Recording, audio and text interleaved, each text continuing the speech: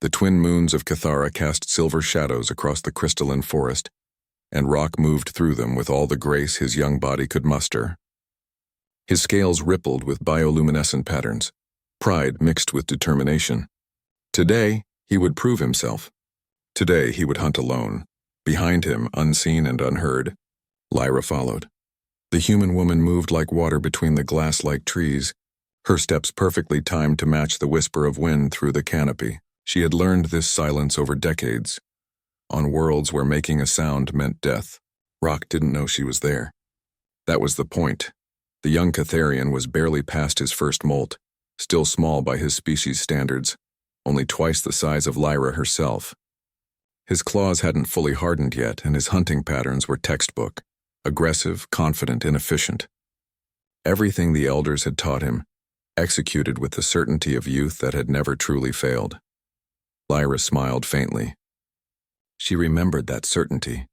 Rock paused at a clearing, his sensory tendrils extending to taste the air. A herd of grazer analogs moved through the bioluminescent undergrowth ahead. Six-legged armored creatures that could break bones with a single kick. Dangerous prey for a cub alone. The smart move would be to observe and report back. The brave move would be to attempt a young grazer separated from the herd. Rock, of course, chose the stupidest option. He went for the alpha. Lyra's hand moved to the neural disruptor at her hip but didn't draw it. Not yet. The cub launched himself from the shadows with a roar that was meant to terrify but came out more adolescent than apex predator.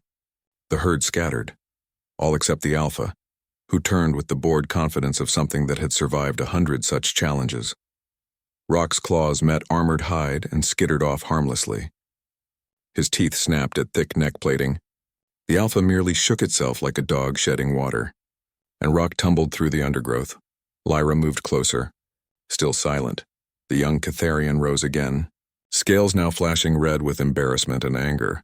He circled, trying to remember his training, trying to find an opening. The alpha waited, almost amused. This time Rock was smarter. He feinted left, then dove right, going for the leg joints where armor was thinnest. His claws found purchase. The alpha bellowed and kicked. The blow caught Rock in the chest and sent him flying backward into a crystal tree. The impact made a sound like breaking glass. The cub slumped to the ground, stunned but alive. The alpha turned away, rejoining its herd. The lesson was delivered. In the wild, that would be mercy enough, but the wild had predators worse than Catharians. Lyra saw them before Rock did. 3 shadow stalkers emerging from the deeper darkness, drawn by the scent of blood and the sound of weakness. They were serpentine, nearly invisible, apex predators that made Catharians look like prey. Rock saw them too late. He tried to rise, but his legs wobbled. His scales flashed distress signals, instinct calling for a pack that wasn't there. The shadow stalkers spread out, encircling. They took their time. They always did. Lyra stepped into the clearing. She didn't run. She didn't shout. She simply walked forward and placed herself between Rock and the predators, and the shadow stalkers paused. Humans were not impressive by galactic standards. No natural weapons. No armor, no venom. Fragile bodies that broke easily and healed slowly. Prey species by every metric. But the shadow stalkers had learned, as had every other predator in this sector of space. Humans were the galaxy's most dangerous prey. The first shadow stalker lunged, testing. Lyra moved, not away but toward it, inside its strike range where its mass worked against it. Her knife found the soft tissue behind its jaw and withdrew before the creature even registered pain. It thrashed and retreated, black blood pooling on the forest floor. The other 2 attacked together. Lyra's movements were economical, precise. No wasted energy, no flourishes. Just the brutal efficiency of a species that had clawed its way to the top of Earth's food chain and then kept climbing.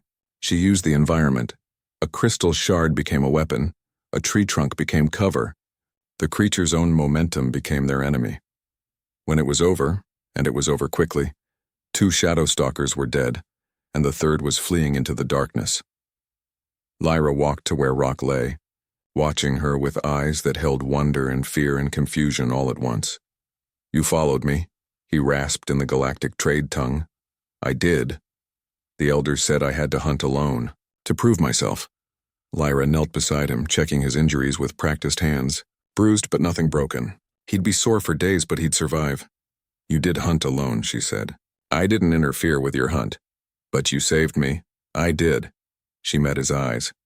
Do you know why your people hired humans as mentors for your cubs? Rock's scales rippled confusion. Lyra continued, her voice gentle but firm.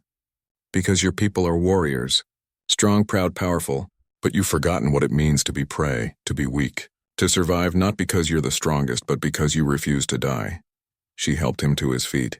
Every apex predator in the galaxy had it easy, Lyra said. They evolved at the top. But humans? We started at the bottom. We were prey for thousands of species stronger, faster, deadlier than us. And we survived. Not by being the best at any one thing, but by being too stubborn to quit. Rock looked at the dead shadow stalkers, then at the small, fragile human who had killed them. That's what you're teaching us, he said quietly. Not how to hunt. How to survive, Lyra smiled. Now you're learning. They walked back through the crystalline forest together, the human and the cub, and Rock understood that strength came in many forms. The universe was full of predators, but humans had learned a truth that others hadn't. Sometimes the most dangerous thing in the galaxy is something that refuses to be prey, and sometimes the best teacher is the one you never knew was there.